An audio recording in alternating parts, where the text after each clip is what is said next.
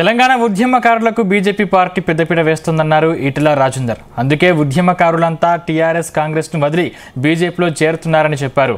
హైదరాబాద్ ఉప్పల్లో ఈటెల రాజేందర్ ఎన్నికల ప్రచారం నిర్వహించారు. ఈ సందర్భంగా నాచారం, మల్లాపూర్కు చెందిన 150 మంది బీజేపీలో చేరారు.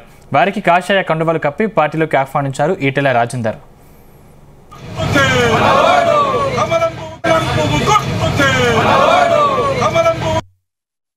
తెలంగాణ యావత్ ప్రజానికానికి ఇలాంటి మోసపు మాటలు, చిల్లర మాటలు, మతిలేని మాటలు, దేశలేని మాటలు మాట్లాడే నాయకుల పట్ల అప్రమత్తంగా ఉండాలని చెప్పి నేను కోరుతా ఉన్నా.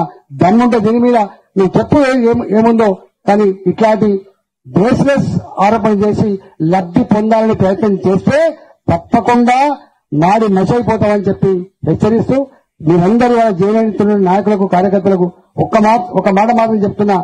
600 ఇక్కడ రేపు పార్లమెంట్ ఎన్నికల్లో అందరం కనుక కలిసికట్టుగా పనిచేస్తే 12 సీట్ల పైబడి గెలుపు మాటే తప్ప దానికన్నా తక్కువ చేసే ప్రసక్తి లేదు. వాళ్లకు దింపుడు కళ్ళంగా ఆశ అని చెప్పిన చూసా. డబ్బు మీద కేసీఆర్ గారు ఏం చేసిందో ఇవాళ వీళ్ళు కూడా అదే పని చేస్తున్నారు. డబ్బు సంచులు తీసుకుపోయి కొంటున్నారు, ఇళ్లలో పోయి బెదిరిస్తున్నారు, ఇళ్లలో పోయి ఎందుకు రావని చెప్పి అడుగుతున్నారు. ఆ ప్రయత్నం చేసిన కేసీఆర్ కాలగర్భంలో కలిసిపోయిండు. తప్పకుండా నీకు కూడా అదే గతి పట్టబోతుందని చెప్పి ఆయన కాలగర్భంలో కలవడానికి ఎక్కువ టైం పట్టింది.